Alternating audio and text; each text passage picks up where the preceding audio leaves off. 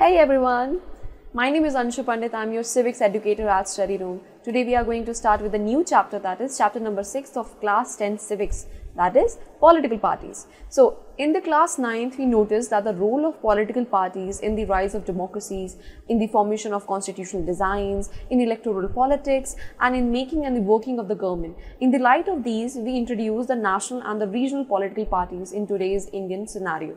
And then we will look at it, what is wrong with these political parties and what can we do about it. Okay, so let's go.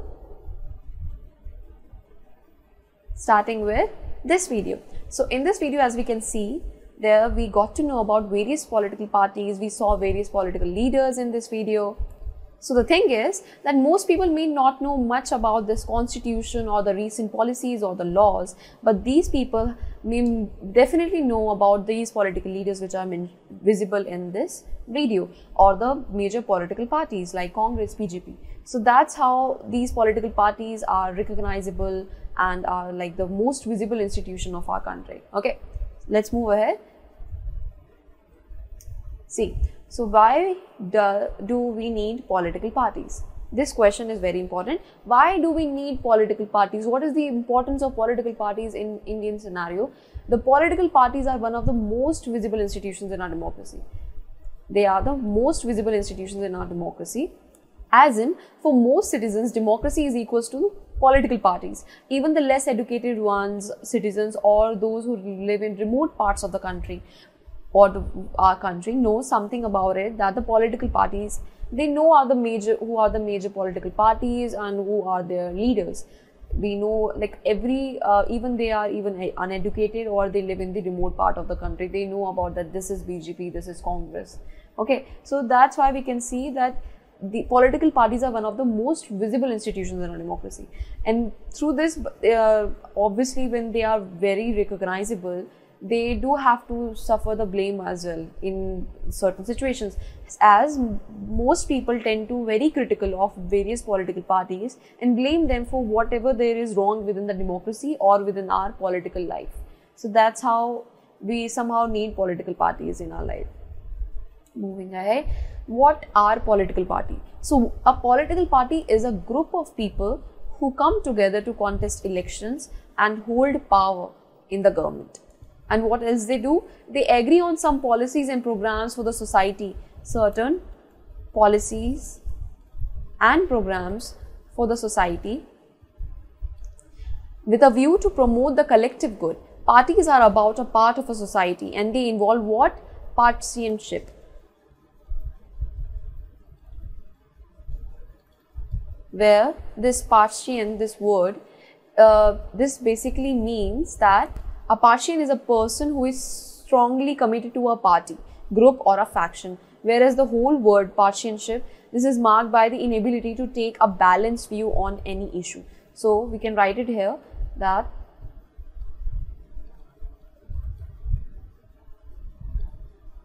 person who is strongly committed to a party / faction. Okay, whereas this partisanship, this is basically inability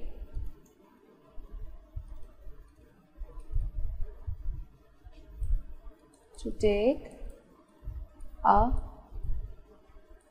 balanced view on an issue. Obviously, if you will have a biased opinion, like you will be strongly committed to any particular party or a faction, then you cannot have a balanced view on any issue, right? You will always consider that particular party as the best and will have certain biasness towards that party. Okay, so that's why this is partisan and this is partisanship. Okay, so they agree on some, what is a political party? They agree on some policies and programs for the society in a view to promote what? Collective good. To promote collective good. And in this way, parties are about a part of a society and they involve this partisanship. So parties try to persuade people why their policies are better than the others. They seek to implement these policies by winning the popular support through the elections. Okay, so they try to win through persuasion or seeking the support of the people, majority of the people. Okay, so this is basically what we call a political party. Okay, party is known by which it is stands for, like which policy it supports and whose interest it emphasizes. They are known by their policies. I should write it here. Policies, interest, their stand that they take. Okay, so basically this is how we identify any political party. Okay, let's move ahead. The three components of political parties: number one, the leaders; number two, the active members; and number third is the followers.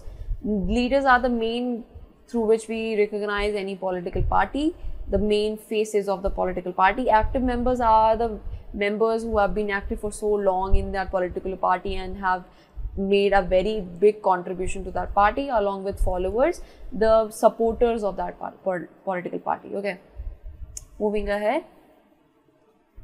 So the functions of a political party: every political party have certain functions that they perform within the political their scenario. Number one is that they contest elections. So in most democracy, what happens, elections are fought mainly between the candidate party or which are being candidates which has been put by the political parties. So these parties select their candidates in different way.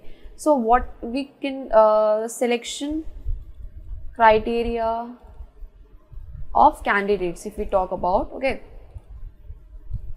in countries like USA, what happens, there are the members which are members and the supporters of that party choose their candidates. Okay, they are being selected by the members and supporters.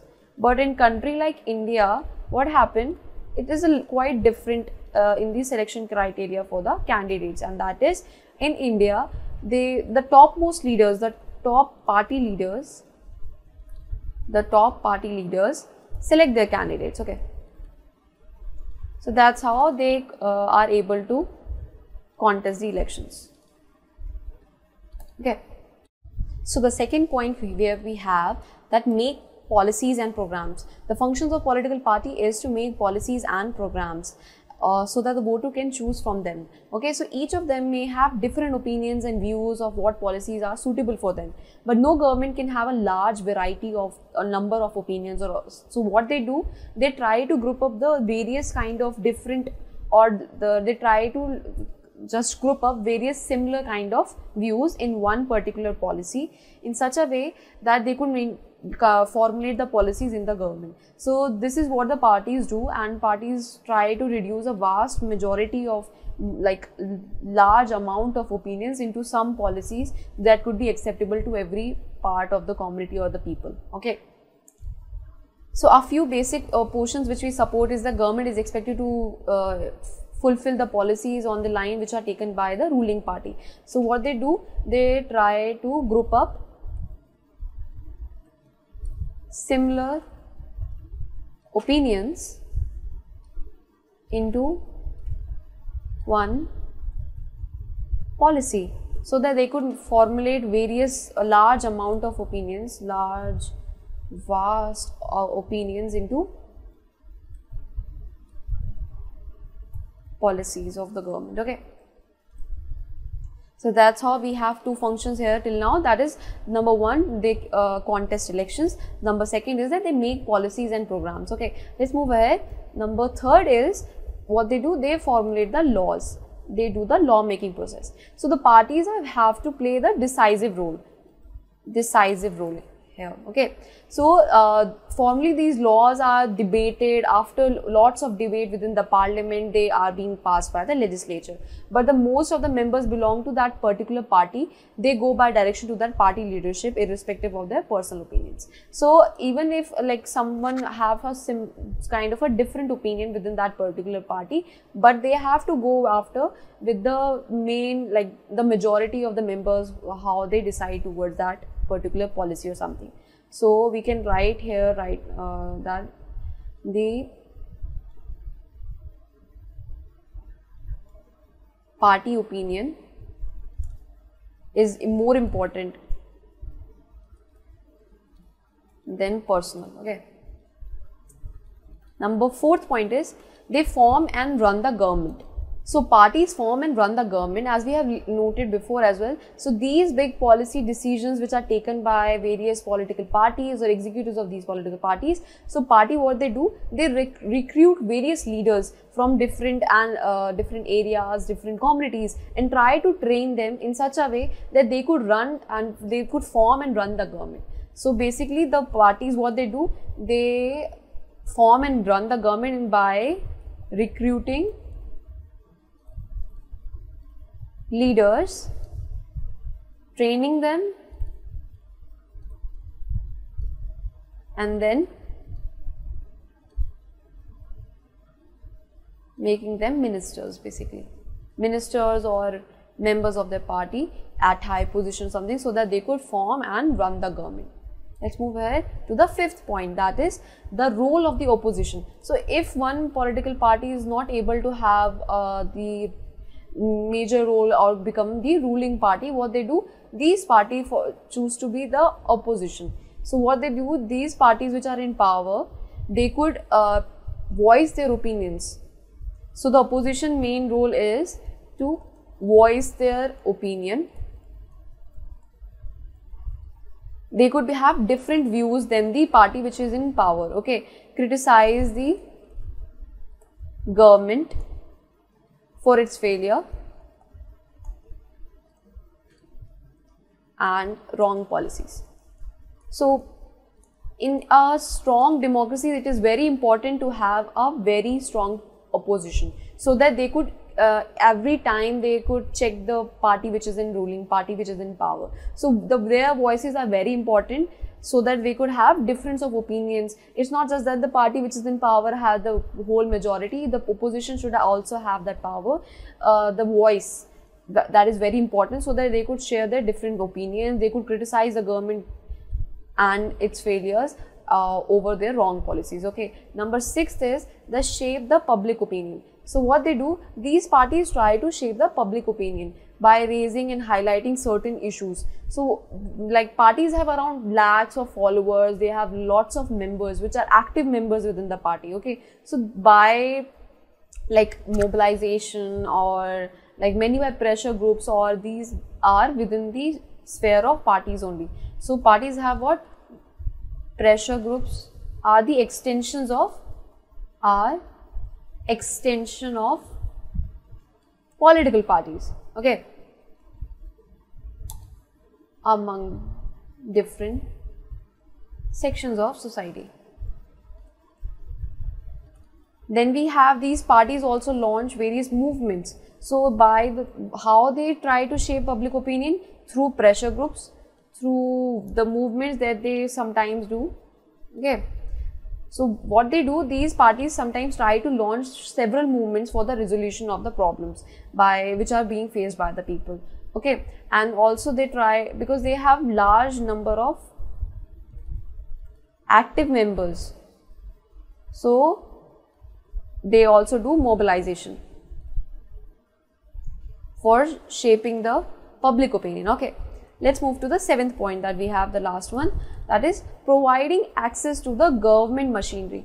So since these political party leaders are more visible to the people, they are like, so the citizens of our country are quite comfortable towards the political leaders rather than approaching the government officers. So if they want to access some information or wanted to have some work, government related work, they try to, and they are uncomfortable or they may not reach to the government officer of their locality, they try to reach to their political leaders whom they are comfortable with, so that they could raise their opinions to the government machinery at that time.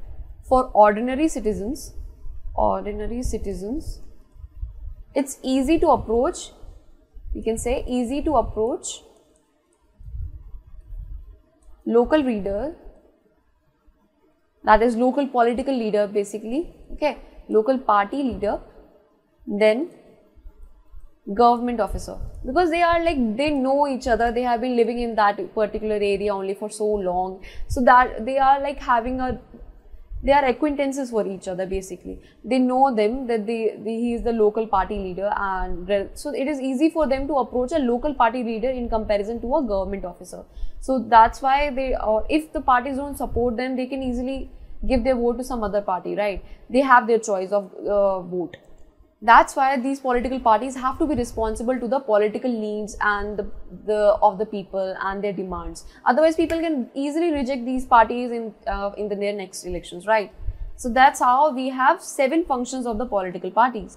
Number 1, that they contest elections. Number 2, they formulate the policies and programs. Number 3, they make the laws. Number 4 is that they have various form and run the government. Number 5th is their role of opposition, and number 6 that they shape the public opinion, and the lastly that is they provide access to the government machinery. Okay, let's move ahead.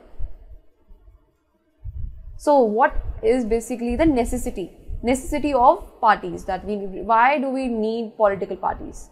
Number 1, we have that they ensure the utility of the government that is being formed. This utility of the government, they try to ensure the utility of the government that is being formed. Number 2 is they provide a medium through which representatives and the governments can stay accountable.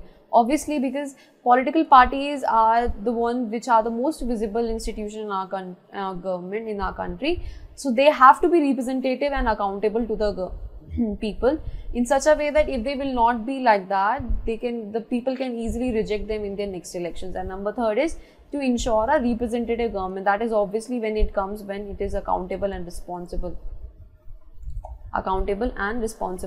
So what happens in the absence of political parties? The government may be formed, but its utility will remain very uncertain. So if the political parties will not exist, there are only individual candidates, the government may be formed, but its utility will be very uncertain. Okay. So the elected representatives will be accountable to their constituency for what they do locally, like within the locality, but no one will be responsible at the country level. So what we will do? So that's why we require the political parties, because individual candidate, or if we talk about individual or the elected representative,